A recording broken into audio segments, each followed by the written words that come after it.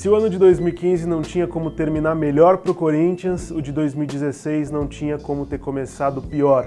Logo no início do ano foram 6 jogadores que deixaram o time campeão brasileiro do ano anterior, sendo 4 foram para a China, que fez uma verdadeira limpa no elenco do Corinthians, que começou enfraquecido a temporada e justamente por causa disso enfrentou muitas dificuldades nos campeonatos do primeiro semestre.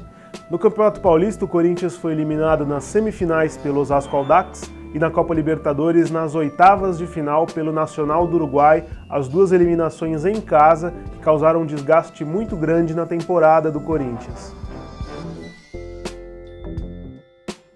Pouco tempo depois das eliminações no Paulista e na Libertadores, o Corinthians, ainda cambaleante no Campeonato Brasileiro, teve aquela que foi a pior das notícias possíveis. O Tite, técnico histórico, ídolo do clube, aceitou o convite da seleção brasileira, foi trabalhar na CBF e deixou o Corinthians nas mãos. Tivemos 6 títulos juntos.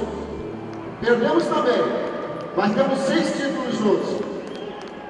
Mas eu vou levar um título, eu e a minha família, que é a gratidão e o carinho de vocês. De coração, obrigado! O Corinthians teve que se reinventar, demorou um pouquinho, contratou o Cristóvão Borges, que na época era apontado como alguém que tinha um perfil muito parecido com o do Tite, de um trabalho bom no dia a dia com os jogadores e de um trabalho em campo também eficiente.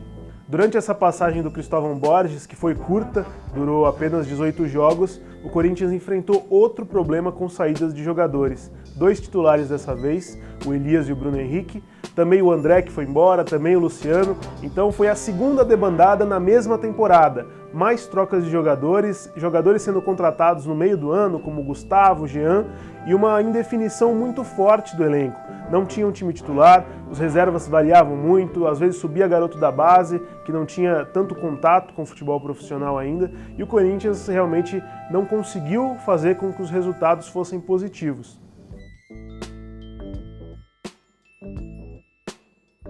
Esse problema todo dos resultados ocasionou uma alternância muito grande no comando técnico. Então Cristóvão Borges durou apenas 18 jogos e foi substituído pelo Fábio Carille, que é um auxiliar que está desde 2009 no Corinthians, que os jogadores gostam muito e que é conhecido por seguir uma linha de trabalho bastante parecida com a do Tite. Inclusive, a própria diretoria do Corinthians garantiu que o Fábio Carille continuaria até o fim do ano, e não foi bem assim. Foram apenas 6 jogos do Carille no comando e ele foi substituído pelo Oswaldo de Oliveira.